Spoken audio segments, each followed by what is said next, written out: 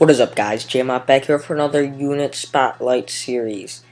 This episode is the hackers. So this is the hackers' claim to fame. And hackers have many uses, but they're mainly used in farming strategies. They take up only one spot. They are infantry, so sentry towers will rip them up. But since they take up only one spot, they you can have lots of numbers of them. And then also, they do 3 times damage to resource buildings and target resource buildings first. So that's why they're used in many farming strategies, because you just drop them on the side and they go ham on the other person's base.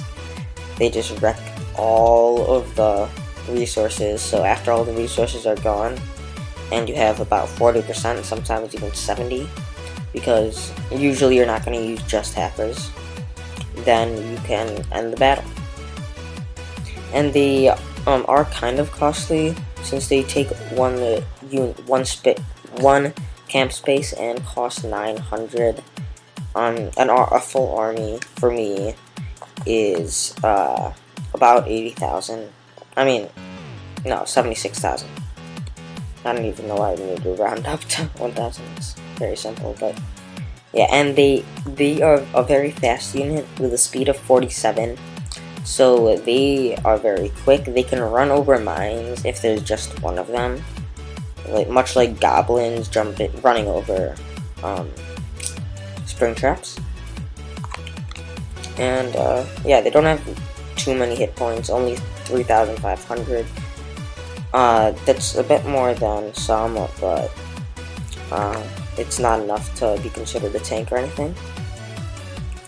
And the types of strategies that you're going to use hackers in are usually basically this. A lot of hackers and 10 to 15 grunts. Because if you just use hackers, that's fine when you're really low. And actually, I suggest not using the grunts when you're a really low level, like when you're command center level 4 and below. Don't use the grunts, because most bases you don't need to push the line forward. But the grunts are used to push the line forward, because that is their specialty. And I think they're probably going to be my next unit spotlight.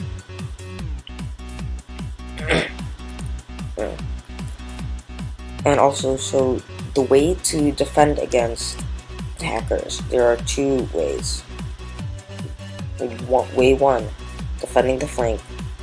If you're using hackers, you never go down the front. If you go down the front, it's instant suicide. Then the other way is putting mines in between resource buildings, so like maybe one right here, maybe one right here, over here, places like that. So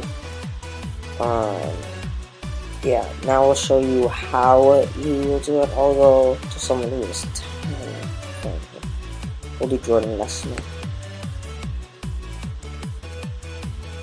That was pretty underleveled for me, actually, but I'm just gonna stick with it.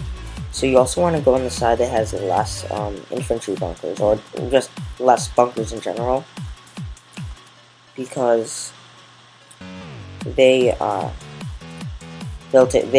take out your grunts, and if you don't have any grunts to push the line, you can't do anything.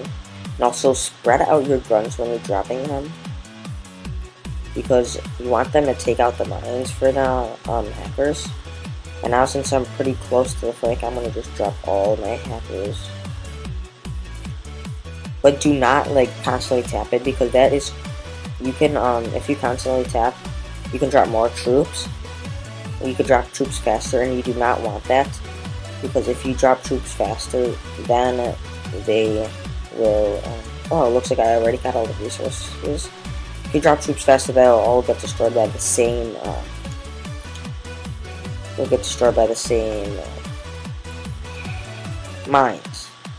That's what I was trying to say. I'm using the line.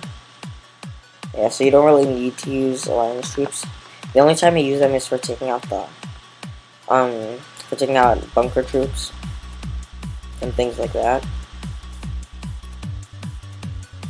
But yeah, I'm gonna see. Normally you would just end it before you even got to here, but I'm just gonna keep on going because it looks like I can try to go for the 3 stars because I have so many. He's almost dead, basically. That's what I'm trying to say.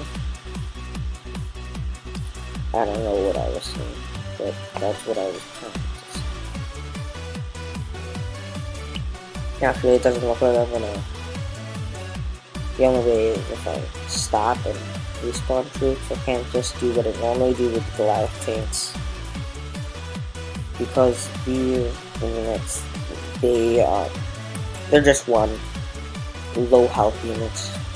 And both the grunts and the hackers. So now I have a good amount, I'd say. And then I'm just going to keep one on backup so if one dies, I'll spawn a different one.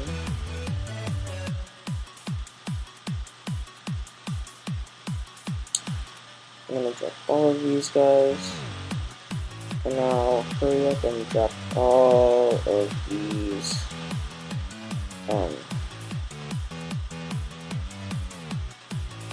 All these hackers. So now I'm trying to keep the lineup while I go. It looks like I did that pretty successfully.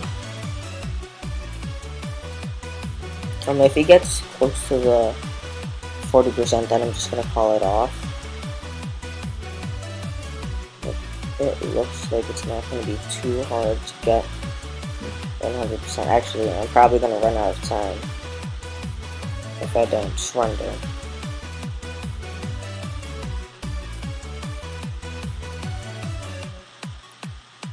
So yeah, you're gonna use the grunts just to keep the lineup,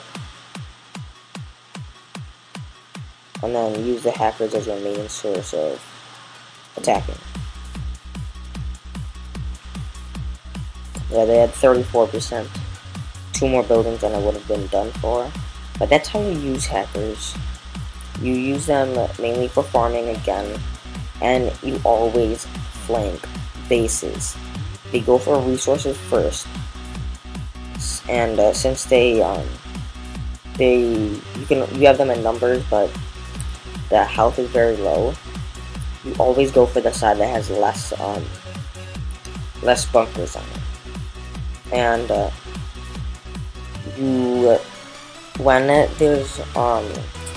and you have to remember, since they go for resources, and that's mainly what you're gonna go for.